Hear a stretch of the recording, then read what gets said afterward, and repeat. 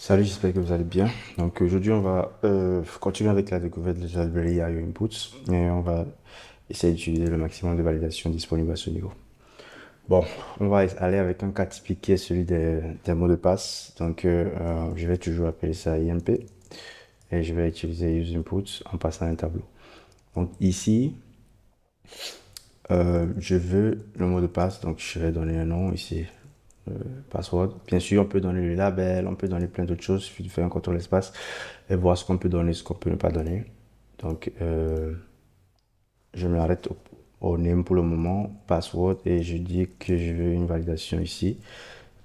Au minimum, je veux d'abord qu'on message d'erreur min3 et puis la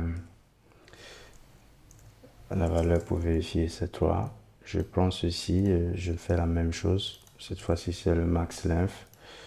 Donc ici, je mets max 8. Bon, il n'y a pas de mot de passe avec 3 caractères. On est en test, donc voilà. 8, max 8. On se limite comme ça. Et on fait un deuxième input ici, qui est celui de la confirmation. Donc on va appeler confirm. Confirm. Donc lui aussi, forcément, il va avoir sa validation. Mais ce qui est intéressant ici, c'est qu'on va juste faire un match avec le password. Donc pour que ça marche, on va donner une idée ici. Donc on va donner l'idée password, comme ceci. Et on va lui demander de matcher sa validation avec le password. Donc une fois que c'est fait, on va aussi ajouter un arrêt de message global ici pour lui dire ne correspond pas à la confirmation. À la confirmation.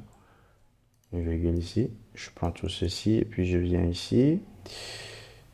Voilà, ne correspond pas au mot de passe. J'ai pas oublié le accent circonflexe ici. Hein. C'est mon clavier anglophone du coup. J'ai pas de moyen actuellement pour taper ça. J'ai pas ajouté aussi la langue française au niveau du clavier du coup. Comprenez ça comme ça.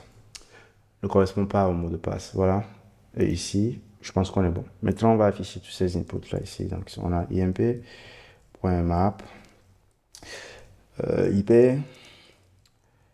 Donc, on va faire un return ici avec le div. On a une clé qui est IP de la clé, puisqu'on a le message derrière affiché. Qu'est-ce que j'ai tapé? Je pense qu'il y a un petit tableau de trop ici. Voilà.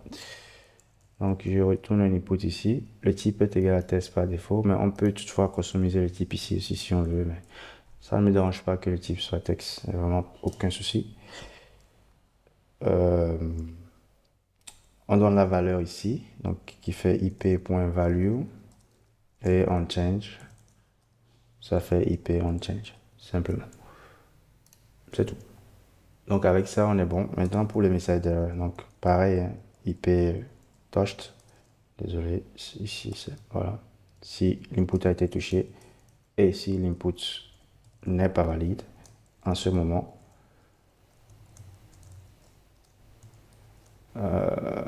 tu affiches l'erreur message de l'input, comme ceci. Voilà. Donc, une fois que c'est fait, on se rend ici et je vais déplacer ceci là. On a les deux inputs ici. Donc, quand je commence à taper le mot de passe, il me dit au min 3, je tape ici, c'est bon, je suis OK. Si je dépasse, il me dit max 8, OK, je viens à normal. Maintenant, si je veux confirmer ici, il me dit aussi min 3, puisqu'il a pris la validation de celui-ci. Si je dépasse, voilà. Bon, je dépasse même pas encore le 8, mais il se rend compte déjà que ça ne correspond pas en fait au mot de passe. Donc, je suis obligé de faire en sorte que ça corresponde au mot de passe. Je vais taper FFF, voilà. Il me dit ça ne correspond pas, ok, je continue jusqu'à ce que ça ne corresponde. Et il me dit que c'est bon. Maintenant, si je dépasse, il me dit max 8, puisque voilà, le maximum c'est 8. Mais si je mets ici 8 aussi, bah, les deux sont erronés. Il me dit max 8, max 8. Si je mets un bon, il me dit maintenant que celui-ci ne correspond pas à la confirmation. Et si je reviens à la normale, tout le monde est tranquille. Donc bon, c'est assez cool cette façon de. Qu'est-ce que j'ai fait? J'ai oublié cet aspect de la chose. Voilà. C'est assez cool cette façon de juste gérer tout ce qui concerne le mot de passe et ses validations.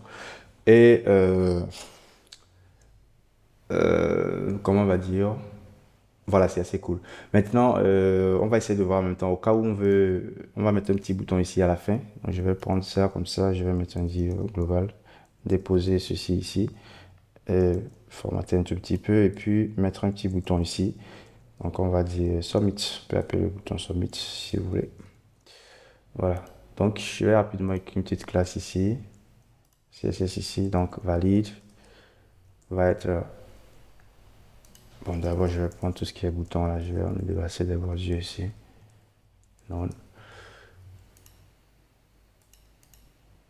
Donc je vais mettre ici un background color pour valide. Là je vais prendre le green ici.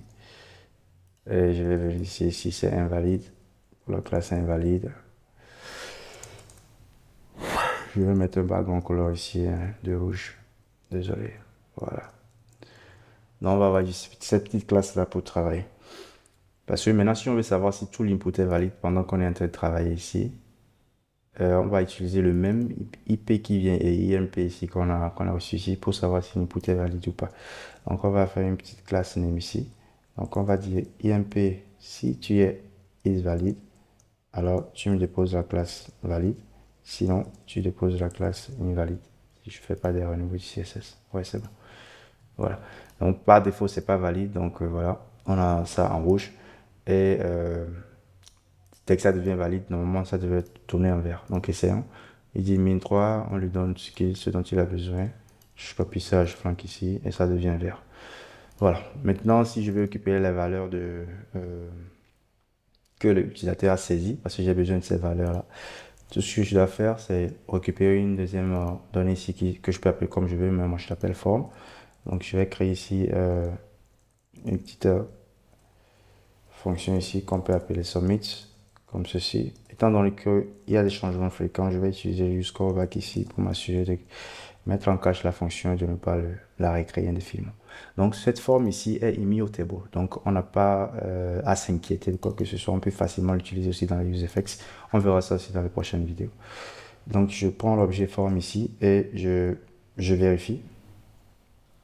Bon, pour le vérifier, je vais plutôt loguer forme point et je vais lui dire que je veux les valeurs. Donc je peux faire point get values et il devrait normalement me donner les valeurs. Donc je prends la submit ici, je viens ici, on clique dans la fonction. Donc si INP est valide, je fais submit, sinon bah, rien du tout.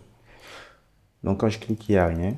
Maintenant quand je commence par saisir un mot de passe qui est ces choses, je tape ici, quand je fais submit, j'ai automatiquement mes valeurs ici. Donc j'ai le password qui est ce qu'il est et puis le confirme qui est ce qu'il est. Donc les valeurs, les mots-clés qui sont mis dans les objets de valeur, ce sont des mots-clés qui correspondent à ce que vous avez mis au niveau de name ici. Donc comme j'ai dit confirm, c'est confirm qui est mis ici. Et ici, comme j'ai dit password, c'est password qui est mis ici. Donc c'est un peu ça.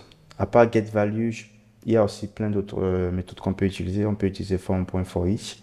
Par exemple, pour remplacer i.map ici, on peut utiliser form.map ici. On peut faire form.reset ici. On peut faire form.toArray pour transformer tous les inputs en tableau. Et ici, toObject pour les transformer en objet. Récupérer la longueur de tous les éléments qu'on a. Et je pense que c'est bon. Mais le plus important ici, c'est de pouvoir récupérer ces valeurs au moment où tout est OK.